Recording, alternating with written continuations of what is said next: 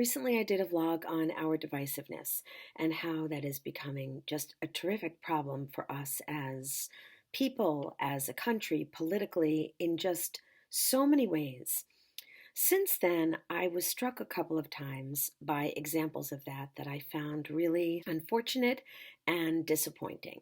One was on the CBS morning show. There was an interview in which I felt that the interviewer was really holding the interviewees' feet to the fire, sort of driving the conversation in a certain way, expecting certain answers, and answers which would make the interviewee look pretty bad, actually. And then when he wasn't getting them, uh, he kept pushing the conversation in that direction.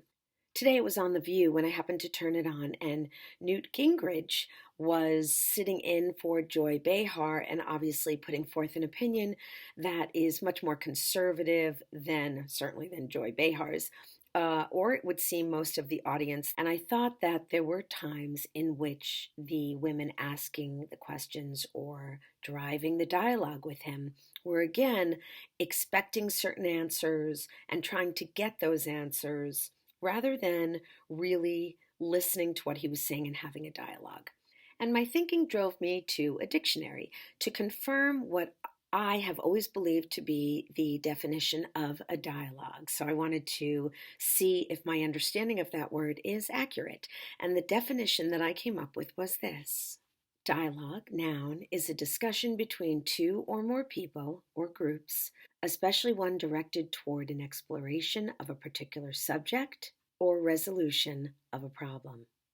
That's what a dialogue is. It is supposed to be directed toward an exploration and resolution of a topic or a problem. When you are listening to somebody and what you are thinking is how to prove yourself right, if you are listening to somebody, particularly someone with a differing point of view, and what you are thinking about is the next point that you will make or how you will illustrate that they are wrong, that is not a dialogue. And I think our problem is that we don't know how to dialogue anymore. And it really made me think about my training as a Meisner actor. Meisner training is a technique that starts with a very simple exercise called repetition. It is exactly what it sounds like. Two actors face each other, one actor says something, and the other actor repeats exactly what the person said. And that is all they do. And you might ask, what is the purpose of that? Where can that possibly go? Well, Sanford Meisner was teaching actors how to listen, how to really listen. And as the repetition exercise grows in intensity and complexity, and it does, the actors must be ever more mindful and intentional and purposeful in their listening.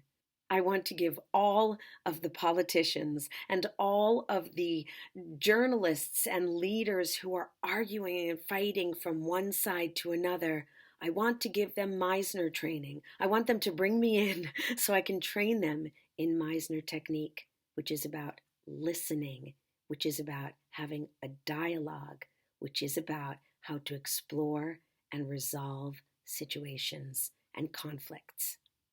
If we are not doing that, we are not moving forward, and we might even worse be moving backward. Everyone on both sides that I can see that are in any position of leadership, politically, journalistically, and in a lot of other ways, but those are the most visible, are not having dialogues.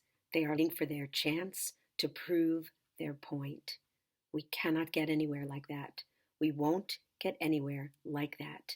We have to figure out how to get back to dialogue, not how to tweet and text and Instagram and Facebook our position and our successes forward out into the world.